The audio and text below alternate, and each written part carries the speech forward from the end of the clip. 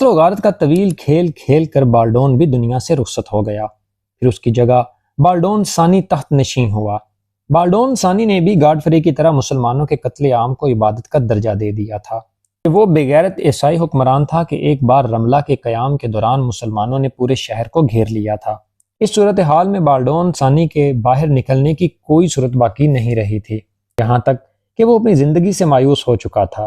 اس موت کی وادی میں ایک مسلمان ہی اس کے کام آیا۔ یہ وہ مسلمان سپاہی تھا جس پر بالڈون نے کبھی کوئی احسان کیا تھا۔ آخر اس مسلمان نے احسان کا بدلہ اتارنے کے لیے بالڈون ثانی کو ایک خفیہ رستے سے شہر سے باہر نکال دیا۔ پھر جب بالڈون ثانی اپنی محفوظ پناہ گاہ تک پہنچ گیا تو اس نے ایک بھاری لشکر کے ساتھ رملہ پر حملہ کر دیا۔ اس کے نتیجے میں بے شمار مسلمان تہ تیغ ہوئے۔ صلیبیوں کی طاقت روز بروز بڑھتی جا رہی تھی، یہاں تک عیسائیوں کی 4 مضبوط ریاستیں قائم ہو گئی تھیں۔ ابھی یہ سلاب بلا کچھ اور مسلم علاقوں کو لپیٹ میں لینے والا تھا کہ عماد الدین زنگی مرحوم نے ایڈیسا میں جوسلن ثانی کو شکست دے کر صلیبی سلطان کا ایک مضبوط ستون ڈھا دیا۔ بعد میں سلطان نور الدین زنگی نے جوسلن ثانی کو اندھا کر کے ہمیشہ کے لیے اس فتنہ گر کی سازشوں کا خاتمہ کر دیا تھا۔ ابھی دنیا بھر کے عیسائی ایڈیسا کی شکست کا ماتم کر ہی رہے تھے کہ صلیبیوں میں ایک اور فتنہ گر پیدا ہوا جو مذہبی عصبیت میں دوسرے عیسائیوں سے زیادہ شفاق تھا۔ یہ ایک پر اسرار راہب سینٹ برنارڈ تھا جو برگنڈی کے ایک امیر کا بیٹا تھا۔ یک برنارڈ عیش و عشرت کی زندگی چھوڑ کر تارک الدنیا ہو گیا اور ایک غار میں بیٹھ کر 15 برس تک عبادت کرتا رہا۔ ایڈیسا کی شکست نے صلیبیوں کو اس قدر بدحواس کر دیا تھا کہ انہیں یروشلم کے ساتھ باقی عیسائی سلطنتیں بھی خطرات میں گھری نظر آ رہی تھیں۔ اس صورتحال کے پیش نظر عیسائی راہبوں نے گرجاؤں میں بڑی پرجوش تقریریں کی، ان کی قومی غیرت کو للکارا اور مسلمانوں کے خلاف مذہبی جذبات بھڑکانے کی سخت ترین کوششیں کی گئیں، مگر ان کی ہر تدبیر رائے گاں گئی۔ عیسائی اکثریت پادریوں کے حلقۂ اثر سے نکل چکی تھی۔ اس کی ایک ہی وجہ تھی کہ زیادہ تر عیسائی راہب بھی عام لوگوں کی طرح بدکارانہ زندگی بسر کر رہے تھے۔ نتیجتاً صلیبیوں کے دلوں سے اپنے مذہبی پیشواؤں کا احترام ختم ہو چکا تھا۔ آخر عیسائی دانشمندوں کو ایک تدبیر سوجھی اور وہ اس غار میں پہنچے جہاں سینٹ برنارڈ اپنی عبادت میں مصروف تھا۔ آپ کون لوگ ہیں؟ 3 اجنبیوں کو اپنے سامنے پا کر سینٹ برنارڈ حیران ہو کر پوچھنے لگا۔ اے عظیم راہب، ہم صلیب کے بندے ہیں اور آپ کو عیسائی قوم کی حالت زار سنانے آئے ہیں۔ ایک عیسائی دانشمند نے ریاکاری کے ساتھ اپنے لہجے کو پرسوز بناتے ہوئے کہا۔ عیسائیت کے نام پر سینٹ برنارڈ چونک اٹھا اور اس کے چہرے سے پریشانی کا رنگ جھلکنے لگا۔ صاحبو، میں تو ایک طویل عرصے سے اس نیم تاریک غار میں پڑا ہوں، مجھے باہر کی دنیا کی کوئی کچھ خبر نہیں۔ آپ بتائیں کہ میری قوم پر کیا گزری ہے؟ سینٹ برنارڈ کی بات سن کر دوسرے عیسائی دانشمند نے بھی انتہائی عیاری کا مظاہرہ کیا اور رکت آمیز لہجے میں ایڈیسا کے عیسائیوں کی ذلت آمیز شکست کا حال سنانے لگا۔ یہ المناک واقعہ سن کر سینٹ برنارڈ کا سرخ اور سفید چہرہ اذیت و کرب کے غبار سے ہلکا سیاہی مائل نظر آنے لگا۔ میں ایک ناتواں راہب اپنی قوم کے کس کام آ سکتا ہوں؟ سینٹ برنارڈ ایک جذباتی انسان تھا۔ صلیبیوں کی ہلاکت اور بربادی کی خبر سن کر اس کی آنکھوں سے نمی جھلکنے لگی تھی۔ اب آپ ہی صلیب مقدس کو مسلمانوں کی یلغار سے محفوظ رکھ سکتے ہیں، تیسرے عیسائی دانشمند نے پرسوز لہجے میں کہا۔ وہ کس طرح؟ سینٹ برنارڈ نے حیران ہو کر پوچھا۔ عیسائیوں کے دلوں پر مسلمانوں کی ایسی ہیبت چھائی ہے کہ وہ کسی طرح بھی ایڈیسا کی شکست کا بدلہ لینے پر آمادہ نہیں ہوتے۔ پہلے عیسائی دانشمند نے سینٹ برنارڈ کو الفاظ کے جال میں پھنسانے کی کوشش کی۔ میں اپنے ہم قوموں کا یہ خوف کیسے دور کر سکتا ہوں؟ سینٹ برنارڈ کی حیرت میں مزید اضافہ ہوتا چلا جا رہا تھا۔ اب آپ کے وعظ و تقریریں ہی صلیبیوں کے سرد دلوں میں انتقام کی آگ بھڑکا سکتے ہیں۔ دوسرے دانشمند نے اپنی چال چلتے ہوئے کہا۔ عیسائی دنیا میں مجھ سے بڑے عیسائی راہب موجود ہیں، پھر میری کون سنے گا؟ سینٹ برنارڈ نے چند لمحوں کے سکوت کے بعد کہا۔ عیسائیوں کے تمام مقدس پیشوا اپنا اعتبار کھو چکے ہیں، اس لیے کہ ان کی کوئی نہیں سنتا۔ تیسرے دانشمند نے دلیل پیش کرتے ہوئے کہا۔ سینٹ برنارڈ کچھ دیر تک گہری سوچ میں ڈوبا رہا، پھر عیسائی دانشمندوں سے مخاطب ہو کر بولا۔ میں برسوں سے گوشہ نشینی کی زندگی بسر کر رہا ہوں، چند لوگوں کے سوا مجھے کوئی نہیں جانتا، پھر میری تقریریں صلیبیوں کو کیسے متاثر کریں گی؟ یہ کام آپ ہم پر چھوڑ دیں، پہلے عیسائی دانشمند نے انتہائی پرجوش لہجے میں کہا۔ عنقریب پوری عیسائی دنیا آپ کے روحانی مقام کو پہچان لے گی، بس ایک التجا ہے کہ آپ خاموشی کے ساتھ ہماری ہدایات پر عمل کرتے رہیں۔ عیسائی دانشمندوں نے کچھ ایسی دل فریب چالیں چلیں کہ سینٹ برنارڈ کے دل میں نمود و نمائش کے جذبات نے دوبارہ کروٹ لی، اور وہ غار کے ایک نیم تاریک گوشے میں بیٹھ کر عیسائی دنیا کی روحانی قیادت کے خواب دیکھنے لگا۔ پھر وہ تینوں عیسائی دانشمند غار سے نکل کر فرانس کے چند امیر لوگوں سے ملے اور انہیں اپنے منصوبے کی تفصیلات بتائیں۔ صلیب کے تحفظ کی خاطر فرانسیسی عمرا نے عیسائی دانشمندوں کو اپنی مکمل حمایت کا یقین دلا دیا۔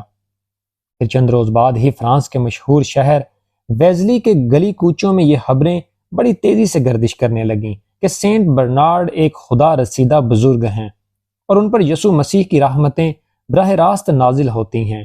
جاہل اور کمزور عقیدے کے عیسائی بہت جلد ان خبروں سے متاثر ہو گئے اور غار سے باہر لوگوں کا ہجوم رہنے لگا۔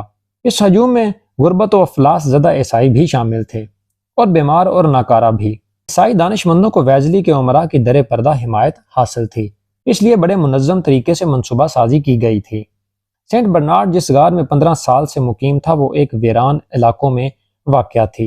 عیسائی دانشمندوں نے ویزلی کے عمرا کے تعاون سے 7 طاقتور محافظ غار کے دروازے پر کھڑے کر دیے تھے، اور ان کے بارے میں مشہور تھا کہ وہ سینٹ برنارڈ کے خدمت گار ہیں جن کی اجازت کے بغیر کوئی شخص غار کے اندر نہیں جا سکتا تھا۔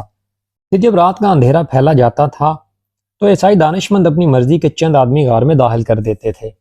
دوسرے دن جب سورج کے اجالے میں ضرورت مندوں کی بھیڑ جمع ہو جاتی تھی تو اچانک ایک شخص چیختا ہوا غار سے برآمد ہوتا تھا، سینٹ برنارڈ نے مجھے آنکھیں بخش دیں، میں پیدائشی اندھا تھا۔ دوسرا شخص یہ نعرہ لگاتا ہوا نکلتا تھا، سینٹ برنارڈ نے مجھے طاقت اور رفتار عطا کر دی، میں برسوں سے اپاہج تھا۔ غرض مختصر سے وقت میں یہ بات مشہور ہو گئی کہ سینٹ برنارڈ ایک باکرامت ولی ہیں۔ ان کی روحانی طاقت سے اندھوں کی آنکھیں روشن ہو جاتی ہیں، بہرے سننے لگتے ہیں اور لولے لنگڑے دوڑنے لگتے ہیں۔ عیسائی دانشمندوں کا منصوبہ زبردست کامیابی سے ہمکنار ہو چکا تھا اور فرانس کے لوگوں نے سینٹ برنارڈ کی روحانی عظمت کو دل سے تسلیم کر لیا تھا۔ پھر سینٹ برنارڈ کی شہرت اس قدر عام ہوئی کہ ایک دن شہنشاہ فرانس لوئس ہفتم بھی اس کے دیدار کو حاضر ہو گئے۔ عیسائی دانشمند اسی موقع کے انتظار میں تھے۔ انہوں نے ایڈیسا کی شکست کے حوالے سے ایک مذہبی اجتماع کا خصوصی انتظام کیا جس میں ہزاروں صلیبیوں کے علاوہ ویزلی کے تمام امراء اور خود شہنشاہ فرانس لوئس ہفتم بھی شریک ہوئے۔ جب طویل و عریض میدان شرکاء سے بھر گیا تو وہ تینوں دانشمند سینٹ برنارڈ کو لے کر مسند تک پہنچے۔ اس وقت سینٹ برنارڈ سیاہ عبا پہنے ہوئے تھا اور اس کے ہاتھ میں صلیب تھی۔ ویزلی کے امراء اور شہنشاہ فرانس سینٹ برنارڈ کے احترام میں کھڑے ہو گئے۔ سینٹ برنارڈ نے بڑے باوقار انداز میں اپنا دایاں ہاتھ فضا میں بلند کیا، اس کا رخ ویزلی کے امراء اور شہنشاہ فرانس لوئس ہفتم کی طرف تھا۔ پھر اس کے ہونٹوں کو جنبش ہوئی۔ سینٹ برنارڈ نے گرجدار آواز میں کہا، اہل صلیب پر خداوند خدا کی سلامتی ہو۔ پھر سینٹ برنارڈ مجمع عام کی طرف بڑھا اور ہزاروں صلیبیوں کو مخاطب کرتے ہوئے بولا، یسوع مسیح نے مجھے حکم دیا ہے کہ میں ان عیسائیوں کو خبردار کر دوں جو خواب غفلت کا شکار ہیں اور اپنے ریشمی بستروں پر پڑے گہری نیند سو رہے ہیں۔ یہ کہہ کر سینٹ برنارڈ چند لمحوں کے لیے خاموش ہو گیا۔ طویل و عریض میدان پر قبرستان جیسا سناٹا چھایا ہوا تھا۔ پھر سینٹ برنارڈ نے اس سکوت کو توڑتے ہوئے کہا، اس وقت سب سے بڑی عبادت یہ ہے کہ ارض مشرق کے عیسائیوں کی مدد دل و جان سے کی جائے۔ اگر صلیب کے نام لیوا اس وقت اپنے گھروں سے نہ نکلے تو وہ عنقریب یروشلم کو بھی گنوا بیٹھیں گے۔ پھر کیا باقی بچے گا؟ صرف مقدس باپ کا قہر اور مقدس بیٹے کی نفرت۔ تمہارے لیے کہیں کوئی جائے پناہ نہیں ہوگی، نہ اس دنیا میں اور نہ ہی اس دنیا میں۔ سینٹ برنارڈ کی جذباتی تقریر نے عیسائیوں کو جھنجھوڑ کر رکھ دیا۔ وہ چیخیں مار مار کر رونے لگے۔ ابھی سینٹ برنارڈ کی تقریر مکمل نہیں ہوئی تھی کہ شہنشاہ فرانس نے اس کے ہاتھ سے صلیب لے لی اور پوری طاقت سے چیختے ہوئے کہا، میں صلیب کی قسم کھا کر کہتا ہوں کہ عماد الدین زنگی کے دونوں بیٹوں سیف الدین اور نور الدین سے ایڈیسا کی شکست کا شدید انتقام لوں گا۔ ادھر دوسری صلیبی جنگ کی تیاری پورے زور و شور کے ساتھ ہو رہی تھی اور ادھر سلطان نور الدین زنگی کے دربار میں ایک ایسا تکلیف دہ واقعہ پیش آیا کہ جس نے پورے شہر کو ہلا کر رکھ دیا۔ ایک دن سلطان کا دربار آراستہ تھا کہ 16-17 سال کی ایک حسین و جمیل لڑکی 2 محافظ سپاہیوں کے ساتھ زارو قطار روتی ہوئی داخل ہوئی اور تخت کے قریب پہنچ کر فریاد کرنے لگی، سلطان عادل، مجھے انصاف چاہیے۔ لڑکی کے آنسوؤں اور دردناک لہجے نے سلطان نور الدین زنگی کو مضطرب کر دیا۔ اے قوم کی بیٹی، تیرے ساتھ کیا ظلم ہوا ہے؟ بیان کر۔ سلطان عادل، میں ظالم کا نام لیتے ہوئے ڈرتی ہوں۔ اچانک لڑکی کے چہرے پر خوف کے سائل لرزنے لگے تھے۔ میرا مجرم آپ کے دربار کا ایک بااثر شخص ہے۔ مجھے اندیشہ ہے کہ کہیں یہ قربت و رسائی آپ کے انصاف میں خلل نہ ڈال دے۔ لڑکی کی بے باکانہ گفتگو سن کر دربار میں بیٹھے ہوئے امراء بھی پریشان نظر آنے لگے تھے، کیونکہ آج تک کسی سوالی نے اس طرح سلطان کو مخاطب نہیں کیا تھا۔ درباریوں کا خیال تھا کہ سلطان برہم ہو جائیں گے، لیکن سلطان نور الدین زنگی نے بے مثال ضبط و تحمل کا مظاہرہ کرتے ہوئے کہا، میرے سردار امیر المؤمنین حضرت ابو بکر صدیق رضی اللہ تعالی عنہ فرمایا کرتے تھے، تمہارا کمزور شخص میرے نزدیک قوی ہے جب تک کہ میں اس کا حق نہ دلا دوں، اور تمہارا قوی آدمی میرے نزدیک کمزور تر ہے جب تک کہ اس کے ذمے جو حق ہے وہ اس سے نہ لے لوں۔ میں بھی امیر المؤمنین کے اسی قول مبارک پر عمل پیرا ہونے کی کوشش کرتا ہوں۔ اگر اللہ نے مجھے توفیق بخشی تو میں تمہیں تمہارا حق دلا کر رہوں گا، چاہے وہ دعویٰ میرے کسی قریب ترین عزیز کے خلاف ہی کیوں نہ ہو۔ جب لڑکی کو پوری طرح اطمینان ہو گیا تو وہ درباری امراء کی قطار کی طرف بڑھی۔ تھوڑی دیر کے لیے ہر امیر کو اپنے دل کی دھڑکنیں رکتی ہوئی محسوس ہونے لگیں۔ لڑکی چند قدم آگے بڑھ کر سلطان کے سپہ سالار نجم الدین ایوب کے سامنے ٹھہر گئی۔ پورے دربار پر سناٹا چھا گیا اور نجم الدین ایوب کی حالت غیر ہونے لگی۔ اسے سکتہ ہو گیا تھا۔ سالار نجم الدین ایوب کے بیٹے یوسف نے میرے ساتھ ایسی شرمناک زیادتی کی ہے کہ جسے بیان کرنے کا مجھ میں حوصلہ تک نہیں ہے۔ یہ کہہ کر لڑکی نے اپنا منہ چھپا لیا اور سسک سسک کر رونے لگی۔ لڑکی کے اس انکشاف نے اہل دربار پر سختہ طاری کر دیا تھا، اور نجم الدین ایوب کو تو یوں محسوس ہوا جیسے ارض شام شدید زلزلے کی لپیٹ میں ہے۔ شہر کی تمام عمارتیں اور گھر اس زلزلے سے محفوظ ہیں، لیکن اس کا اپنا وجود ہزاروں من مٹی کے نیچے دفن ہو چکا ہے۔ یہی حال اسد الدین شیر کوہ کا بھی تھا۔ اس کی آنکھوں کے سامنے چند لمحوں کے لیے گہری تاریکی چھا گئی تھی۔ دونوں بھائی وحشت زدہ انداز میں اس حسین و جمیل لڑکی کی طرف دیکھ رہے تھے جو یوسف کی بے راہ روی پر سلطان نور الدین محمود زنگی سے سر دربار انصاف مانگنے آئی تھی۔ نجم الدین ایوب نے پہلے سلطان کی طرف اور پھر امرائے دربار کی جانب دیکھا، جہاں بعض سپہ سالار کو یوں محسوس ہوا کہ ہر آنکھ میں اس کے لیے لعنت اور ملامت کا گہرا رنگ جھلک رہا ہے۔ ابھی نجم الدین ایوب ذہنی اور قلبی اذیت میں مبتلا تھا کہ سلطان نور الدین زنگی کی پرجلال آواز دربار میں گونجی، نجم الدین، تم نے سن لی اس غمزدہ لڑکی کی فریاد؟ نجم الدین ایوب اپنی نشست پر کھڑا ہوا، ایک ایک حرف سن لیا۔ سلطان عادل، شدت غم سے نجم الدین ایوب کی آواز لرز رہی تھی۔ یوسف کہاں ہے؟ سلطان نور الدین زنگی کے لہجے سے غیظ و جلال جھلک رہا تھا۔ وہ کل رات سے شدید بخار میں مبتلا ہے، اس لیے دربار میں حاضر نہ ہو سکا۔ اگرچہ نجم الدین ایوب ایک جانباز سالار تھا اور میدان جنگ میں ہمیشہ سر برکف رہتا تھا، لیکن بیٹے کے اس ممکنہ جرم نے فولاد کے اعصاب رکھنے والے اس سپاہی کے جسم اور زبان میں ارتعاش پیدا کر دیا تھا۔ تم خود ہی اس تک ہمارا حکم پہنچاؤ کہ کل وہ بہر صورت دربار میں حاضر ہو۔ سلطان نور الدین زنگی کے غیظ و جلال میں مزید اضافہ ہو گیا تھا۔ اس سلسلے میں کوئی عذر قابل قبول نہیں ہوگا، چاہے اس کی جان پر ہی کیوں نہ بنی ہو۔ یہ کہتے ہوئے سلطان نور الدین زنگی اٹھ کھڑے ہوئے اور اس کے ساتھ ہی تمام حاضرین دربار بھی کھڑے ہو گئے۔ وہ غمزدہ لڑکی جس کا نام شاریہ تھا تیز قدموں سے سلطان نور الدین زنگی کے قریب پہنچی اور گریہ ازاری کرنے لگی۔ سلطان عادل، میں بھرے دربار میں اپنی روداد غم بیان نہیں کر سکوں گی۔ لڑکی، ہمیں بھی اس بات سے شرم آتی ہے کہ دختر قوم نامحرموں کے سامنے اپنی داستان علم بیان کرے۔ شاریہ سے خطاب کرتے ہوئے سلطان نور الدین زنگی کے لہجے سے اداسی جھلکنے لگی تھی۔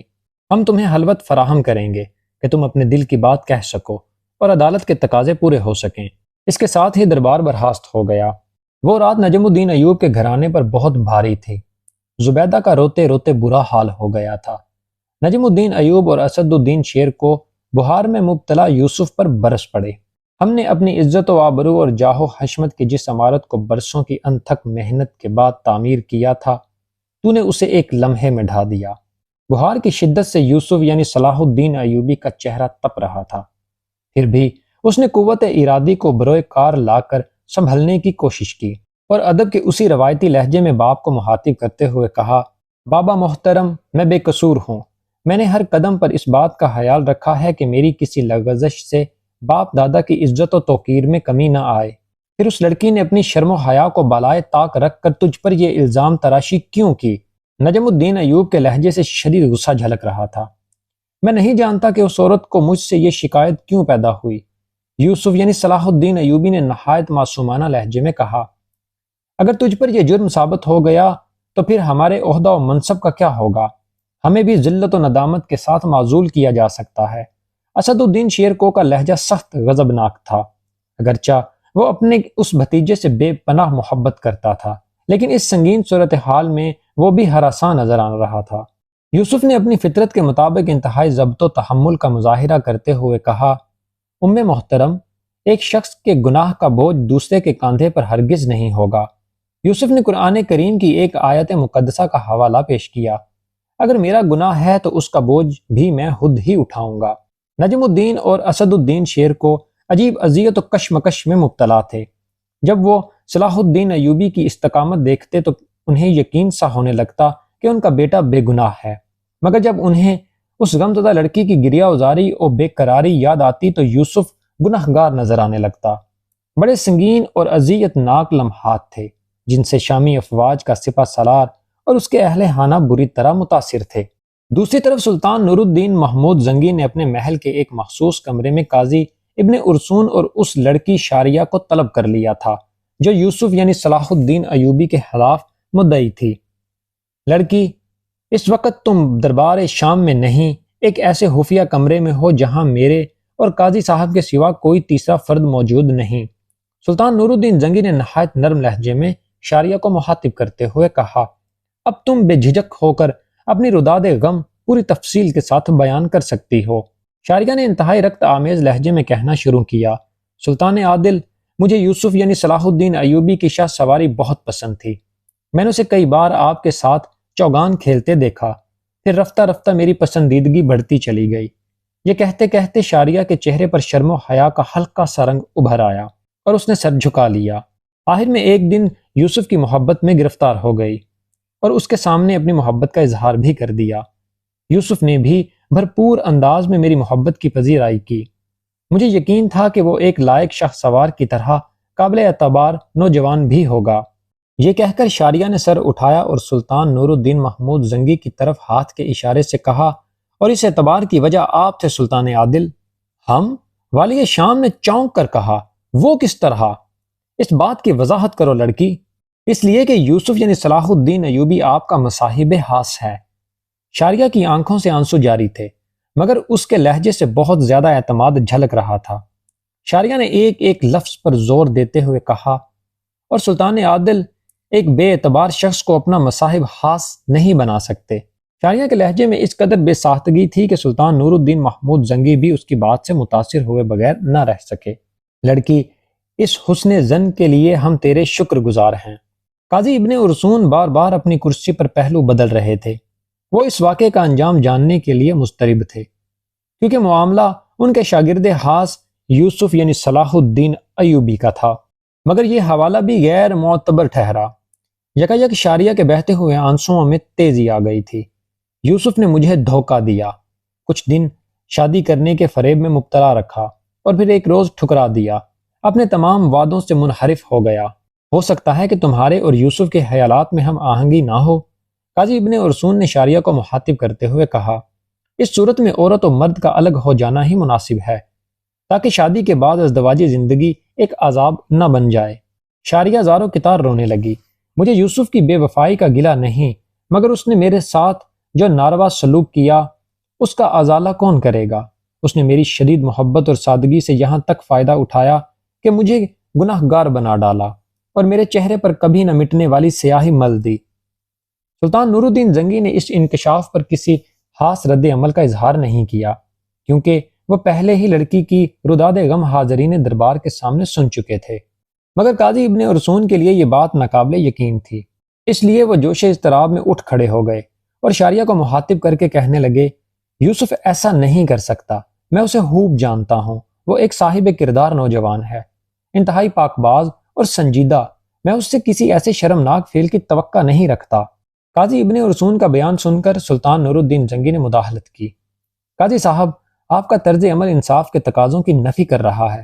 آپ اس وقت اپنے جذبات کی گرفت میں ہیں، اس لیے کہ یوسف آپ کا شاگرد ہے۔ سلطان عادل میں اپنے اس اضطراری عمل پر نادم ہوں۔ بے شک میں یوسف کے معاملے میں بہت زیادہ جذباتی ہو گیا تھا۔ یہ کہہ کر قاضی ابن ارسون دوبارہ اپنی نشست پر بیٹھ گئے۔ پھر شاریہ سے مخاطب ہو کر بولے، لڑکی کیا تمہارے والدین اس المناک واقعے سے باخبر ہیں؟ بدقسمتی سے میرے ماں باپ اس دنیا میں موجود نہیں ہیں۔ شاریہ نے انتہائی رکت آمیز لہجے میں کہا، میرا کوئی والی وارث نہیں ہے، بہت دور کے ایک عزیز کے پاس رہتی ہوں۔ کیا تم اس سلسلے میں کوئی گواہ پیش کر سکتی ہو؟ قاضی ابن ارسون نے شاریہ سے سوال کیا۔ غریبوں کا کون گواہ ہوتا ہے؟ شاریہ نے روتے ہوئے کہا، بس اللہ ہی میری محبت کا گواہ ہے۔ اطمینان رکھو لڑکی، تمہارے ساتھ پورا انصاف ہوگا۔ اس واقعے کی مکمل تفصیلات سننے کے بعد سلطان نور الدین زنگی نے انتہائی پرجلال لہجے میں کہا، عدالت کے فیصلے میں کوئی رشتہ اور کوئی منصب حلال انداز نہیں ہو سکتا، چاہے مجرم نور الدین کا مصاحب خاص ہو یا قاضی ابن ارسون کا شاگرد خاص ہو۔ سلطان عادل مجھے امان دی جائے۔ یکا یک شاریہ کے چہرے پر گہرے خوف کے سائے لرزنے لگے۔ میں ایک بے سہارا لڑکی ہوں اور وہ بہت طاقتور لوگ ہیں، مجھے اپنی جان کا خطرہ ہے۔ سلطان نور الدین زنگی نے اسی وقت فرمان جاری کر دیا تھا کہ جب تک شاریہ کے مقدمے کا فیصلہ نہیں ہو جاتا وہ اس وقت تک محل کی کنیزوں میں شامل رہے گی۔ وہ رات نجم الدین ایوب اور اس کے اہل خانہ ہی پر گرا نہیں تھی، بلکہ قاضی ابن ارسون بھی شدید اذیت و کرب میں مبتلا تھے۔ انہیں اس بات کا قلق تھا کہ ان کے شاگرد خاص کے نام سے ایک شرمناک واقعہ منسوب کر دیا گیا تھا۔ اگر وہ سچ ثابت ہو گیا تو میری ساری تعلیم و تربیت رائے گاں جائے گی۔ اس خیال کے آتے ہی قاضی ابن ارسون گھبرا کر اٹھ بیٹھے اور انہوں نے مالک حقیقی کے سامنے دستے سوال دراز کر دیا، اے تمام جہانوں کے پالنے والے، میرے یوسف کی دستگیری کر، اس کی مشکل کشائی فرما اور مجھ ناچیز کو اہل شہر کے سامنے شرمندہ ہونے سے بچا لے۔ دوسری طرف یوسف یعنی صلاح الدین ایوبی کی کیفیت ناقابل بیان تھی۔ الزام تراشی کا کرب، بہار کی شدت، باپ اور چچا کے تانے اور ان کے عہدوں سے معزولی کے اندیشے، غرض ایک نازک سی شاہ خوفناک آندھیوں کی زد میں تھی۔ اپنی اس بے کسی پر یوسف کی آنکھیں بھی بھیگ گئیں۔ وہ اپنے مالک حقیقی کو پکارتا رہا، یہاں تک کہ فجر کی اذان سنائی دینے لگی۔ سارے عالم میں اللہ کی کبریائی بیان ہو رہی تھی۔ یوسف اسی بہار کی حالت میں اٹھا اور وضو کر کے نماز کے لیے کھڑا ہو گیا۔ سورج طلوع ہوا۔ وہ دن اہل شام کے لیے بڑا ہی عجیب دن تھا۔ ایک طرف ایک بے سہارا لڑکی تھی اور دوسری طرف سلطان نور الدین زنگی کا مصاحب خاص۔ لوگ عدالت عالیہ کا فیصلہ سننے کے لیے مضطرب تھے۔ سلطان کا دربار امراء اور دیگر سرکاری ملازمین سے بھرا ہوا تھا۔ نجم الدین ایوب اور اسد الدین شیر کو اپنی نشستوں پر موجود تھے، مگر ان کے چہرے آنے والی رسوائی کے خوف سے دھواں دھواں ہو رہے تھے۔ سلطان نور الدین زنگی اپنے پورے جاہ و جلال کے ساتھ جلوہ افروز تھے۔ تخت کے بائیں جانب قاضی ابن ارسون کی نشست تھی اور تحت سلطانی کے نیچے یوسف یعنی صلاح الدین ایوبی دست بستہ کھڑا تھا۔ اگرچہ بہار کی شدت سے اس کا چہرہ تمتما رہا تھا، لیکن گھبراہٹ اور پریشانی کے آثار دور دور تک نہ تھے۔ حاضرین دربار کو حیرت تھی کہ ایسی ناسازگار فضا میں بھی یوسف غیر معمولی حد تک پرسکون نظر آ رہا تھا۔ بعض امراء آپس میں سرگوشیاں کر رہے تھے، یوسف مجرم ہے، مگر اس لیے مطمئن ہے کہ باپ اور چچا دربار سلطانی میں رسائی رکھتے ہیں، وہ اسے سلطان کے عتاب اور عدالت کی سزا سے بچا لیں گے۔ ابھی یہ قیاس آرائیاں جاری تھیں کہ عدالت عالیہ کے ایک کارکن نے کھڑے ہو کر بآواز بلند یوسف کے خلاف فرد جرم پڑھ کر سنائی۔ پھر قاضی ابن ارسون اپنے شاگرد سے مخاطب ہوئے، یوسف تم اس سلسلے میں اپنی صفائی پیش کرنے کا پورا اختیار رکھتے ہو۔ استاد محترم، جب میں مدعیہ سے واقف ہی نہیں تو پھر مجھ سے یہ گناہ کس طرح سرزد ہو سکتا ہے؟ بہار کی شدت کے سبب یوسف کے جسم میں بھی ہلکی سی لرزش تھی اور زبان میں بھی۔ حاضرین دربار کی اکثریت نے یوسف کی یہ کیفیت دیکھ کر اندازہ کر لیا کہ وہ بے قصور نہیں ہے اور اس سے یہ جرم سرزد ہو چکا ہے۔ سلطان نور الدین زنگی نے یوسف یعنی صلاح الدین ایوبی کی اس کیفیت کو سرسری انداز میں دیکھا اور پھر تخت کے بائیں جانب کھڑے درباری محافظ کو مخاطب کرتے ہوئے کہا، مدعیہ کو عدالت کے روبرو پیش کیا جائے۔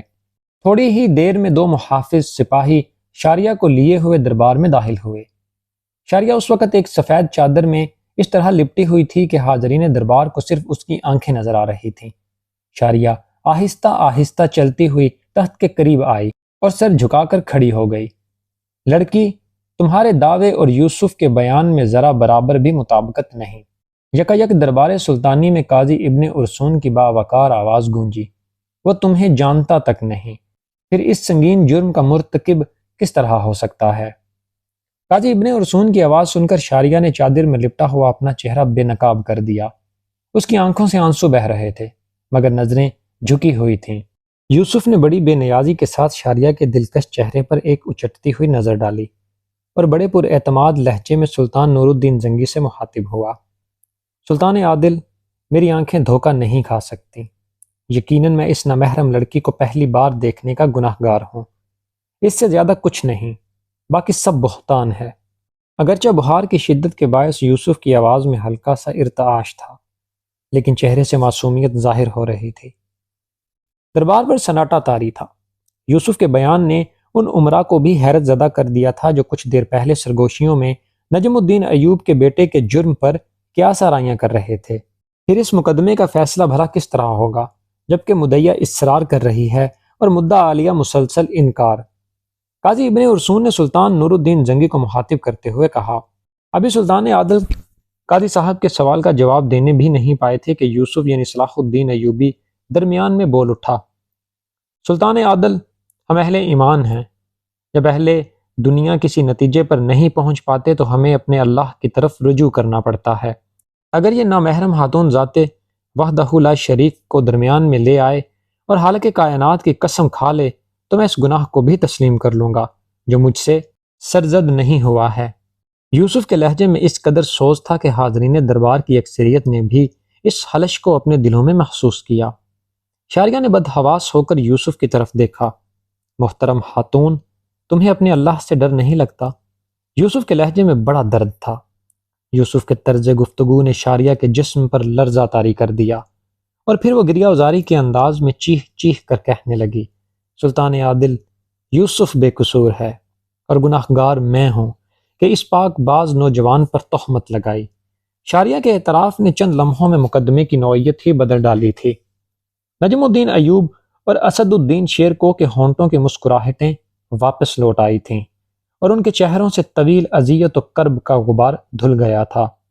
باقی امراء بھی مطمئن نظر آنے لگے تھے، بس ایک امیر ابن مرقوم تھا جس کے چہرے پر گہری سیاہی پھیل گئی تھی۔ نادان لڑکی، تجھے بہتان ترازی کی سزا معلوم ہے؟ سلطان نور الدین زنگی کی پرجلال آواز سے پورا دربار گونج اٹھا تھا۔ جانتی ہوں سلطان عادل، مگر میں یوسف پر تہمت لگانے کے لیے مجبور تھی۔ شاریہ کے لہجے میں دنیا بھر کی غمزدہ عورتوں کا درد سمٹ آیا تھا، اور مجبوری ہی ہم کنیزوں کا مقدر ہوتی ہے۔ کس نے تجھے مجبور کیا؟ تیرے نفس نے یا کسی اور نے؟ یکا یک سلطان نور الدین محمود زنگی کے لہجے سے شدید غیظ و غضب کا اظہار ہونے لگا تھا۔ شاریہ نے اپنے آپ کو سنبھالا اور درباری امراء کی اگلی صف کی طرف دیکھا اور امیر ابن مرقوم کی طرف اشارہ کرتے ہوئے کہا، میں اس عالی مرتبت امیر کی کنیز ہوں۔ مجھ سے کہا گیا تھا کہ اگر میں نے یوسف کا دامن داغدار نہیں کیا تو قتل کرا دی جاؤں گی۔ ایک بار پھر دربار شام میں زلزلہ سا آ گیا تھا۔ تمام امراء ابن مرقوم کو ملامت زدہ نظروں سے دیکھ رہے تھے۔ سلطان عادل، یہ لڑکی پیدائشی جھوٹی ہے۔ جوش وحشت میں امیر ابن مرقوم اپنی نشست پر کھڑا ہو گیا تھا اور درباری آداب کے خلاف چیخ چیخ کر بول رہا تھا، اور اس کے جھوٹا ہونے کی دلیل یہ ہے کہ میں بھی اسے نہیں پہچانتا۔ سلطان نور الدین زنگی نے امیر ابن مرقوم سے کوئی حجت کیے بغیر دربار کے محافظ سپاہیوں کو اشارہ کیا، ابن مرقوم کو گرفتار کر کے زندان میں ڈال دو۔ کون سچا ہے اور کون جھوٹا، اس کا فیصلہ ہم کل کریں گے۔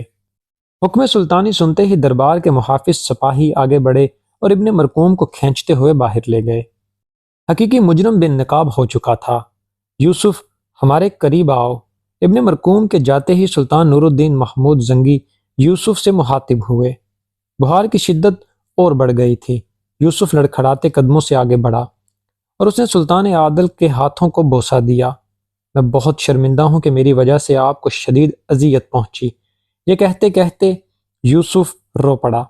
سلطان نور الدین زنگی نے کھڑے ہو کر یوسف کو گلے لگایا اور بآواز بلند کہا، ہمیں خوشی ہے کہ تم نے ہمارے اعتبار کو برقرار رکھا۔ ابھی سلطان کی بات مکمل بھی نہیں ہوئی تھی کہ یوسف لڑکھڑا کر تخت پر گر پڑا۔ اس وقت سلطان نور الدین زنگی کو احساس ہوا کہ یوسف کا جسم بخار سے جل رہا تھا۔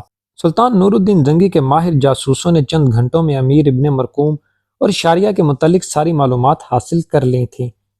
شاریہ ایک ترکی نژاد لڑکی تھی جس کے ماں باپ مر چکے تھے اور وہ ایک جنگ میں امیر ابن مرکوم کے ہاتھ لگ گئی تھی۔ دونوں کا تعلق ثابت ہو چکا تھا۔ پھر سلطان نور الدین زنگی نے شاریہ کو اپنے مخصوص کمرے میں طلب کر کے مزید پوچھ گچھ کی۔ شاریہ نے رو رو کر بتایا کہ امیر ابن مرکوم اس پر بے پناہ تشدد کرتا تھا، یہاں تک کہ اپنی جان بچانے کی خاطر وہ یوسف یعنی صلاح الدین ایوبی پر تہمت ترازی پر مجبور ہو گئی۔ پھر سلطانی حرم سرا کی کنیز خاص نے اس بات کی تصدیق کر دی کہ شاریہ کی پشت پر کوڑوں کے بے شمار نشانات موجود ہیں۔ سلطان نور الدین زنگی نے قاضی ابن ارسون سے مشورہ کیا کہ بہتان ترازی کے جرم میں شاریہ کی کیا سزا ہونی چاہیے۔ قاضی ابن ارسون نے قرآن کریم کی ایک آیت مقدسہ کا حوالہ دیتے ہوئے کہا، باری تعالیٰ کا ارشاد ہے کہ اگر کوئی شخص بھوک سے مر رہا ہے تو وہ حالت اضطرار میں مردار بھی کھا سکتا ہے۔ اسی طرح اس کنیز کو بھی اپنی ہلاکت کا اندیشہ تھا، اسی باعث وہ جھوٹ بولنے پر مجبور ہو گئی۔